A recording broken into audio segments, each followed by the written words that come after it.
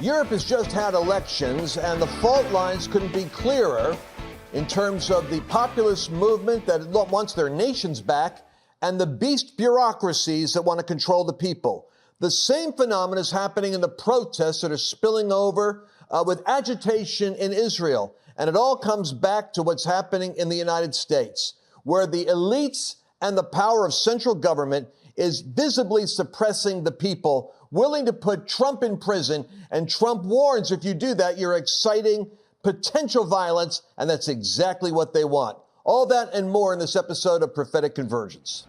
Well, welcome to Prophetic Convergence. This is an interesting and a different kind of a news analysis where we take the Word of God and current events and merge them together so that we have an understanding of what's really happening. And even more importantly, we discover predictively what's likely to happen next. And we give it from the U.S. perspective here from the desk in Dallas. And my friend Barry Segal is back with us from Jerusalem live, right on the front lines of things.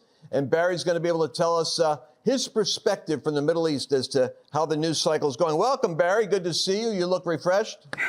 Shalom. I feel refreshed and also got a bit of a suntan out on the golf course. Well, you know, in the midst of all of the battles that we go through, the Bible does talk so much about the seventh day, the day of rest, and the Sabbath, that I think is kind of an amazing thing that the Lord built in. Every week there's a cycle of renewing and rest, even as hectic as life gets. So I'm glad that you've done that. So, Barry, I'm looking at the news cycle right now. What got my attention in the last 24 hours is that something which is not being talked about, which is what I love to do on Prophetic Convergence, talk about the real news everybody else misses. And one of those stories is the populist nationalist party, Vox, which is a lot like MAGA. It's in Spain. They just had an election. They fell short of being able to dominate the country and form a coalition government, but they are pro-family. They are anti-illegal immigration. They are against the gender issue that's going on with the children. And in almost every respect, they're gaining strength in Europe. And it's not just there, but right now, I just found out that the UK, Scandinavia, Sweden, Finland, a number of European countries have banned transgender surgery. And I bring that up because I believe that there is a resurgence of a kind of a moral pushback on the freewheeling, aggressive nature of the woke system that American funders and globalists have been pushing down the throats of Europe, the United States, and South America.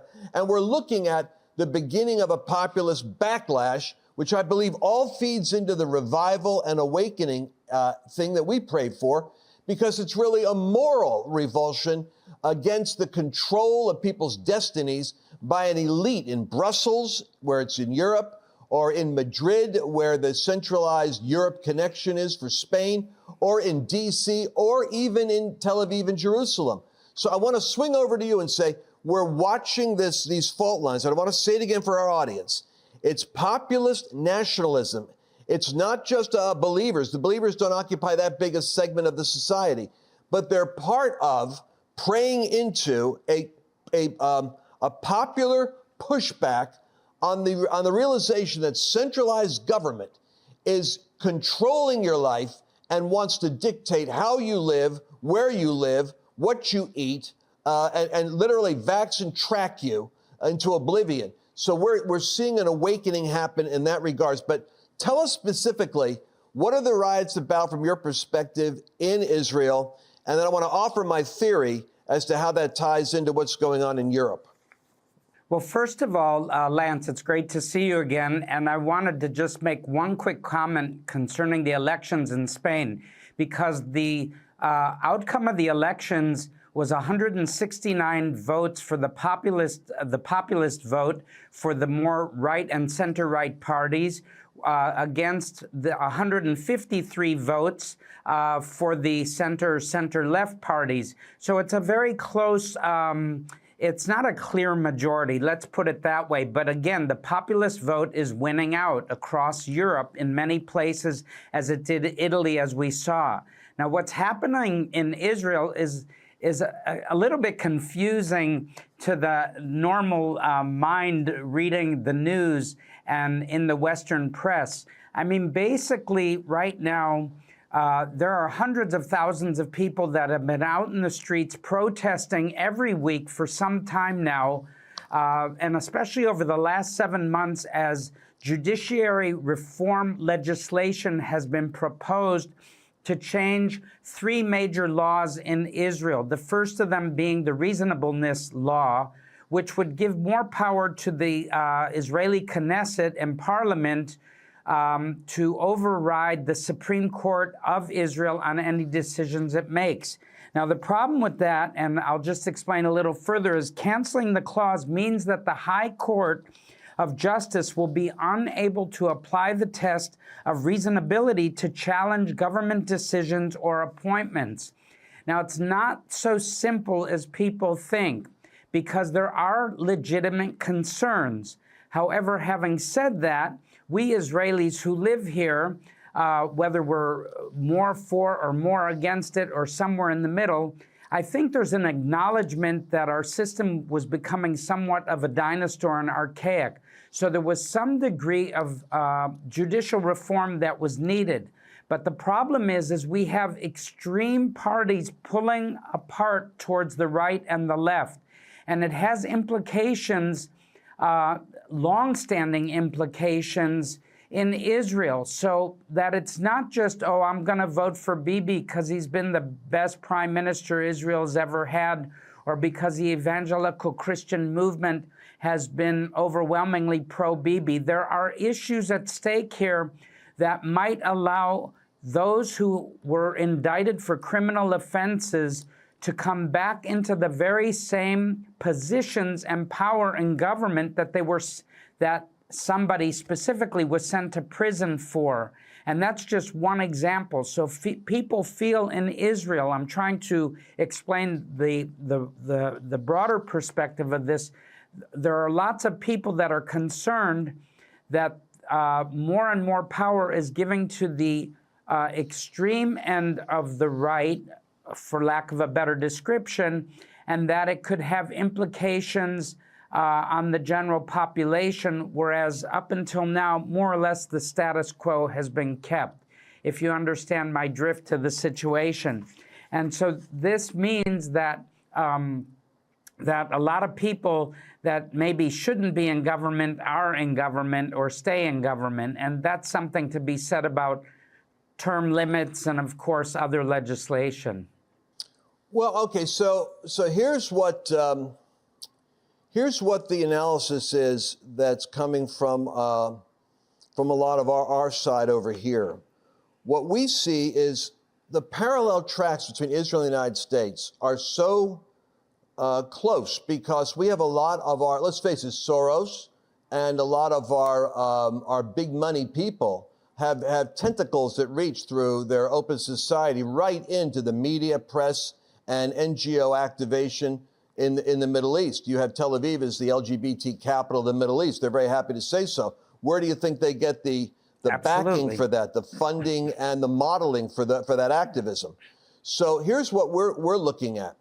We believe that your Supreme Court is exactly where the Democrats want our Supreme Court to be, which is in a sense, a ruling party that will endorse the decisions that they want to make and overrule the decisions that are made in opposition to their party interests. So, for instance, you're seeing articles coming out by Harvard right now, not by accident. These are all like CIA and State Department planted narratives, which is how the academic community is saying that we have a right-wing imbalance, a MAGA court with Trump, and we need to remove from federal judges that were MAGA appointed by Trump, as though he's out of balance himself. What we're looking at is that your Supreme Court doesn't really have, in a sense, the acid test constitutionally of ours that's held to strict interpretation of the Bill of Rights, et cetera.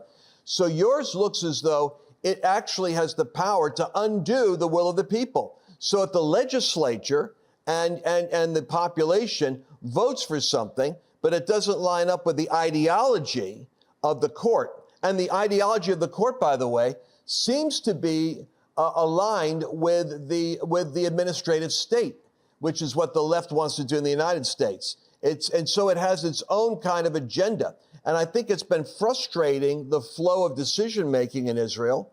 And it goes into another idea, which is that you've got the ultra-Orthodox and the religious that are on the right, and then you have your secular Jews on the left, who many of them are not nationalists. They're actually more globalists. They've been heavily influenced in the military, for instance, by our own State Department and by our own Department of Defense, which has tragically gone woke here. So that influence has always been there under the surface. And our thinking is that what Netanyahu was attempting to do is to actually bring balance so that the court doesn't become its own rogue branch of government that constantly frustrates the reforms that are fought out in your Knesset, that is legislated and then overturned because it doesn't match the ideology of the court. Does that make sense? It makes total sense, but I think when we come back after the break, we'll have to focus even more on some of these details, because the other side of the coin is that the government in power, whoever that be, and usually it's led by the prime minister, and none of the Knesset seats of that particular political party almost never break. Very similar to what happens in the Congress between the Democrats and the Republicans, although sometimes you do have breakaway Democrats that vote Republican and breakaway Republicans that vote on Democrat issues. But what I'm trying to say is it swings both ways, this pendulum, and there's a scary possibility that either side could go off the deep end with it. And this is where the Israeli public has been very concerned, because I understand the whole globalist threat and obviously agree with you on that wholeheartedly, but I think we should come back to this after this break. What do you think? Let's go for it. I just think that the subject is so important, Barry, because it touches on the themes that are at work in world powers in our generation that are vying for control of the levers of government. And Israel is a mirror of the big dichotomy of what's going on in the world, Europe, and the United States. And for that reason, Israel is an important subject right now. Indeed, we'll be right back. My employees and I are excited to announce it's our 20th anniversary, and to celebrate, we're bringing you a limited edition MyPillow. The Giza Elegance MyPillow is made with the most amazing cotton, 2-inch pipe gusset, comes in 4 custom loft levels, and it's machine washable and dryable. When I got MyPillow, I'm asleep almost immediately. I stay asleep at night, and I wake up more well-rested in the morning. My patented fill adjusts to your exact individual needs and helps keep your neck supported and aligned. That's why we've been around for 20 years, because MyPillow works. Go to mypillow.com or call the number on your screen. Use your promo code to get your limited edition 20th anniversary MyPillow queen size. Retails for $69.98, now only $19.98. That's right, only $19.98. With my 60-day money-back guarantee, you have nothing to lose. Sleep well, America! Go to mypillow.com and use promo code Lance to save big on all of Mike's best products. That's promo code Lance. All right, so Barry, let's go back to this before we drop this subject, because it's very important.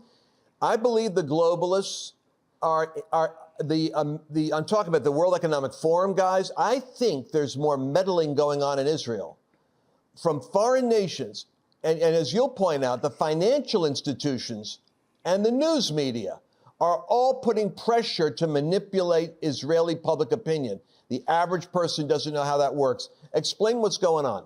So it's just been released this week, in fact, that Moody's, which is, of course, the ones who give the credit ratings for the countries. And Israel has had like one of the best credit ratings in the entire world, like A+ for years. But now they're warning people about investing in Israel and also warning Israel itself, manipulating, I would say, concerning its credit rating based on the uncertainty of Israel's future and economic policies as a result of the judicial reform and the present Netanyahu-led government, which is scary in itself. Then Morgan Stanley came out and also said that they're not advising people or companies, corporations, of course, to invest in Israel at this time because of the uncertainty of Israel at this time. And that's another way that the globalists seek to manipulate this country. But I have to add to this also, the backside of this is, what do our enemies say across our borders in Lebanon and Iran, for example? The Islamic Jihad, which is a terrorist organization in Gaza Strip, said, we must use this crisis in Israel for war against it. It's a historic opportunity of crisis in Israel for war against the Jewish state. Iran is gloating, the foreign minister, saying, crisis at the heart of the Zionist regime is deeper than the crisis in the prime minister's heart, because recently he had a pacemaker put into his heart in the midst of all this stress. And that reminds me of Nehemiah chapter 4 and Sanballat, as the Jewish people were being restored and the walls of Jerusalem were being restored. And then in Lebanon, of course, we have Nasrallah saying, today, meaning yesterday, is the darkest day in the history of Israel because, of course, he's taking pleasure in the protests in Israel following the approval of the law reducing the use of reasonableness standard, as if they are democracies themselves, which is a joke in itself that Iran, Lebanon, and the Gaza Strip is gloating over Israel's quote-unquote, to their minds, demise, when they have no democracies whatsoever. So that's kind of, it shows you the globalist side of it through the credit rating agencies, and it shows you the Islamic jihadist enemies of Israel. And they're both important roles to play. I want to segue into how this connects into the United States right now, because we only have a few minutes left and this program's going so fast. Donald Trump does an interview, Barry, and he did it on the Simon Conway show recently. And he was asked about what will happen if, about his supporters' reaction if the 45th president was behind bars at the hands of the left's politically motivated scheme sparked by special counsel Darth Vader Jack Smith. And Trump said, I think it's very dangerous. It's dangerous to even talk about, because we have tremendously passionate group of voters, which have more passion than they had in 2020, much more passion than in 2016. And I think it would be very dangerous. Now, what he's saying is that the Democrat prosecutors are going to be trying to tie Trump into January 6th.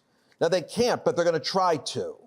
And they're going to try to make the narrative, Barry, because it's demonic, that Trump led a violent right-wing, white nationalist, extremist movement.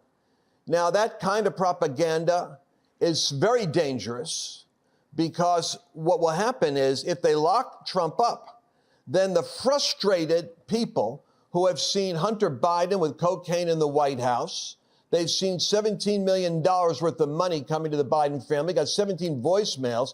None of this stuff is being argued about and denied. You know that Biden is as corrupt as sin, and that's why they tried to impeach Trump, because he said, check out what Biden and Hunter were doing.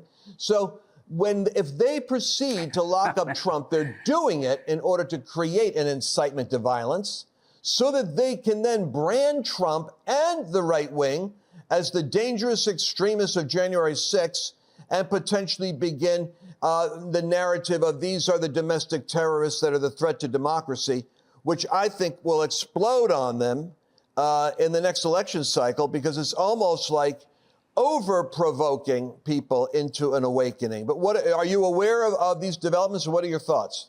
Yes, I am somewhat aware of the developments that I've been following, and it blows me away how Hunter Biden has been able to continue without being behind bars, let alone President Joe Biden has yet to be impeached as it's being proposed right now. These are crimes worse than whatever happened to Watergate. It makes Watergate look like a water pistol. You know, I mean, it's crazy.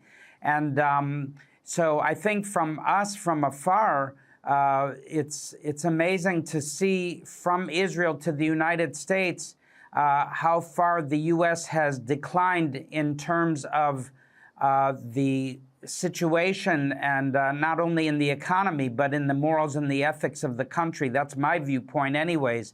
I think they're going to do all they can do to bring Trump down, because his popularity has increased so much that he is without a doubt the front leader for being reelected on behalf of the Republican Party as the next president of the United States. So I think that they are committed to bringing him down no matter what the cost and no matter what they do. And I said this to my wife at the inauguration of Donald Trump in 2016. I turned to her and I said, from this day forward, they're going to fight this man 24/7 to make sure he does not succeed. And I believe that's come true in every aspect. So, yes, I think this is very concerning. And I just wanted to say, I think it's also interesting that I do think there are globalist policies fueling these frictions and fueling towards anarchy, no less so than the UN, I believe, would love to continue seeing the Jewish people and Palestinian Arabs at each other in Jerusalem so that the UN can declare Jerusalem an international city. And that's another subject for another time. But this is something that is definitely has been a vision of the UN for years, that Jerusalem does not belong to the Jews nor the Arabs, but belongs to the globalist community. And this goes to something tying it all back in our last 2 minutes with the subject of Israel. As I think about it, Barry, you know, David Ben-Gurion and the founders of Israel, when they began, they came in. Ben-Gurion came in as a socialist. The kibbutz idea is very communistic. But he gradually realized that prosperity was going to be an enterprise and the innovation of the Jewish people. And it has been. Capitalism has been the gift to them and their inventiveness and creativity. But there was an absence of religious sentiment in the founders of Israel. And I think that this all goes into the alchemy of what you've got now, some 80 years later, because the religious community actually is at odds with the globalist community, but the Ben-Gurion was a nationalist. And I think that the salvation of Israel is that at the core, whether they are religious or atheists, the majority of the Israeli community, apart from their elites that are trained by the West, the rank and file actually believe in Israel's sovereignty and necessity as a nation. And I believe that nationalism is the antidote to the beast. We call it globalism, and it sounds like a word like an economist would use.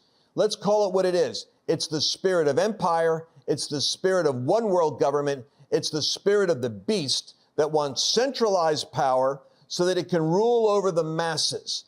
And I believe that Israel knows its survival is based on being a nation that cannot count on the UN, which wouldn't even approve the embassy move. They cannot count on the global community. They court their approval. They long for their approval. But at the end of the day, Israel knows it stands alone against the world. And the United States has to be very careful because the Marxist takeover in this country can cause a division even in our policies with Israel. We're going to be back again next week. Thank you, Barry. Thank you. And thanks to the team here with Sid Roth. This is Prophetic Convergence. Everybody is concerned about what's happening to the economy. I mean, it wouldn't be too far conjecture to say that it's almost as though America is experiencing a recession that looks like it could be heading into a depression. And I'm praying that Donald Trump's prophecy that you'll see a depression the likes of which you've never seen never happens. But you know, the guy was uncannily accurate in so many things he said. That's why I'm telling my friends to go to Birch Gold right now, lancewalnut.com/Birch. Get the 25-page report on how you can protect your wealth, protect your investments, protect your IRA, protect your retirement. The report that they give you is an explanation as to how commodities and gold and silver variously work during periods of time when the dollar is unstable. I'm telling you, you need to get the education. Knowledge is power. LanceWalnut.com/Birch. You won't regret it. Did you enjoy this latest episode? Please remember to share it with your friends, because the more knowledge you have, the better equipped you are to